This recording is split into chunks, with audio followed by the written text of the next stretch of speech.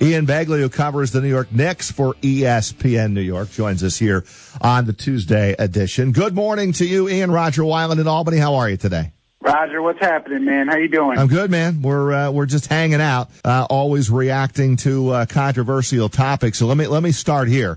We commented on the New York Post article that called out Melo for his 3-point gesture, the 3 fingers to the head, that indicated the gesture may be insensitive in these current times and may resemble something of a gun to the head. What did you make of the column and of Melo's gesture? I'll start with that. Yeah, I think he stated it much more strongly than that. He said, it is a gesture that connotes shooting someone in the head. And listen, I love Mushnick, the writer of the column. He's entertaining, but I think he was off base here because this is something that's come up in the past.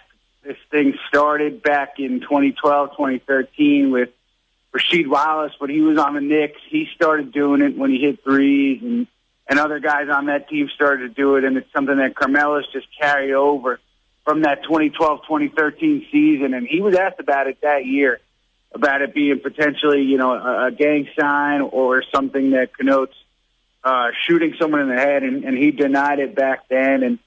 And listen, I think that this celebration is fine. I don't think that it means what Phil Mushnick says it means, especially in the context of the way Carmelo is doing it. And I disagreed with the idea that Carmelo was being some kind of a hypocrite, playing both sides of the fence, which is the point that Mushnick espoused in terms of his activism, his being vocal on the recent social issues that the country's facing, and then turning around and doing this gesture on the court.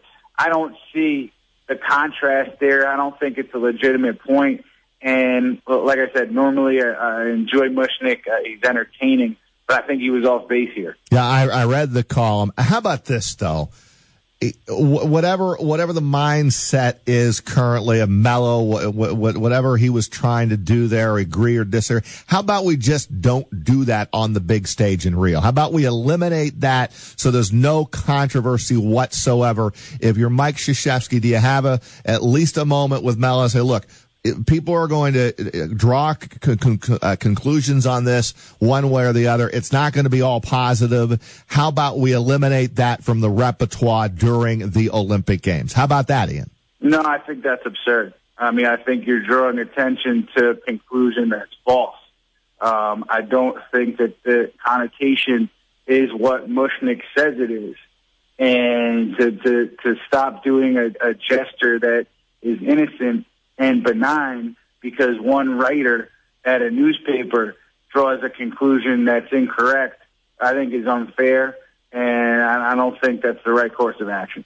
Ian, Brady Farkas here. Why is it that Melo continues to be this lightning rod for everything? Because I understand the criticism of Melo, the player for the Knicks, but Melo, the humanitarian, does appear to be a pretty reserved, pretty well-spoken, and pretty well-liked and likable guy. So why even go this direction on Melo? I just didn't understand it.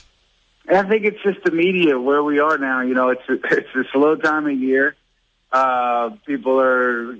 Some writers are looking to stir things up, and this is kind of what happens in our market.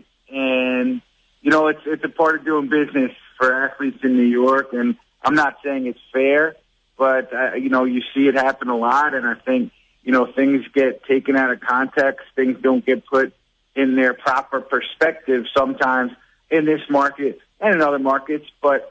I think it speaks to really the pressure of trying to produce content that people will be talking about from a media perspective, more so that than anything Carmelo is doing right or doing wrong. We're talking with Ian Begley, covers the Knicks for ESPN New York. Away from that topic a little bit, Ian, just on the court, what do you see different between Melo and the Olympics and what we see with Melo when he's with the New York Knicks? He's got help in the Olympics. He has guys who can make shots, who can create their own shots. I mean, obviously he's playing with the best players in the world, so I think that's what you're seeing here. You're seeing Carmelo not being relied upon as option one, option two, and option three when he's on the floor.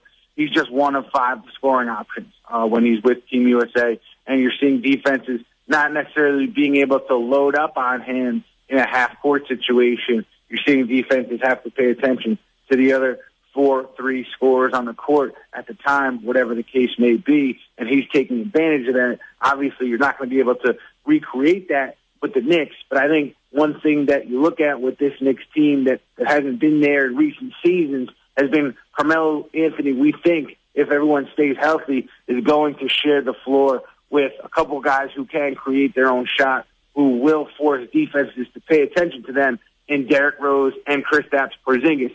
So I don't think you'll see Olympics Melo with the Knicks, but maybe you see a little bit less attention paid to Carmelo on the defensive end. Maybe he gets some easier looks this year because of Derrick Rose, because of Kristaps Porzingis. Yeah, and a follow-up there. You it sounds like you like the moves that the Knicks made in the offseason. Are you excited about the upcoming year should a Knicks fan be excited or saying the same thing that we said about the Yankees about needing to get younger? Where do you stand currently on the moves that the Knicks made and their roster right now heading into a new season? I think they could have gone 2 ways heading into this summer. They could have solely focused on developing around Kristaps Porzingis, get young, cheap players who are on his timeline of development, or they could have done what they did, gone all in on this coming season, build something around Carmelo Anthony, put Kristaps in a situation that they hope is a winning one, and improve his development from that perspective. They chose the latter, and I don't have a problem with it. I think that there's reason for Knicks fans to be excited because of who they brought in Joakim Noah, Derrick Rose, Brandon Jennings, Courtney Lee. Because this team right now is built to win this season. So I think, if I'm a fan, and I'm a reporter, I'm not a fan, but if I was a fan, I'd be excited just because there is the expectation that things are either going to go really well this season because of who they've brought in, or poorly, but nonetheless, they'll be interesting because the expectations have been raised. So I think there's reason for Knicks fans to be excited about the coming season. Ian, I have to draw the parallel between the Knicks and the Yankees. For so long, the Yankees were looking for that quick fix, and we've seen now the state of the Yankees because of all of those years of trying to operate that way, and now people are excited about the youth movement. Should the Knicks at some point, whether it was 5 years ago, this year, whatever, have torn the whole thing down and tried to do what the Yankees are starting to realize now, or they're just going to keep doing this, try to figure out a quick fix, and we don't know if it will ever get them there? I think what's going to happen, and this is just my best guess at what's going to happen here, is what they're doing is they're bridging the gap from the end of Carmelo's career, tenure with the Knicks, current contract, whatever the case happens to be, and developing around Kristaps Porzingis in his prime. Because you have Joakim Noah on a 4-year deal. You have Courtney Lee on a 4-year deal. So these guys are going to be here, we think, barring a trade, injury, and unforeseen retirement, for the next 4 seasons. And you would think that just looking ahead at Carmelo's deal, he's on the books for another 3 years. So you have him as a strong scorer for another 3 seasons. And I think they're trying to get through this Melo era with a competitive product and then get into the Kristaps Porzingis era, building the team in earnest around Porzingis when he's in his prime. He'll be around 24.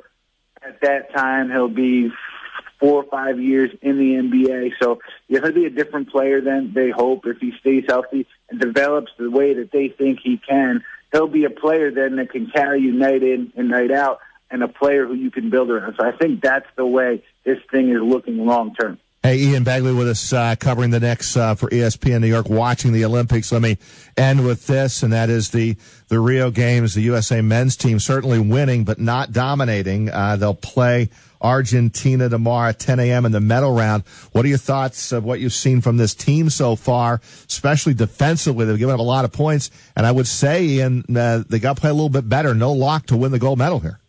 No question. I mean, defensively, they have to get better, and I think, one thing you look at is the lineup that's played pretty frequently has included Carmelo, and it's included DeMarcus Cousins and Kyrie Irving, and those are 3, I would say, below-average defenders when you have those three on the court together, you just wonder if that's what's really tripping this team up. Obviously, defense is a five-man game, but with those three minus defenders on the court at the same time, maybe that's where some of the defensive issues germinate from. So maybe Coach K has to tweak his lineups a little bit.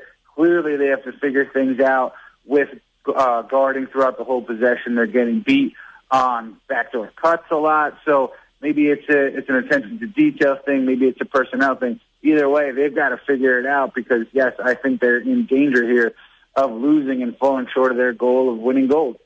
Ian, thanks a lot for the time, man. We really appreciate it, and we appreciate all the takes, and we'll talk to you again throughout next season as well. Hey, pleasure to be with you guys. Take care.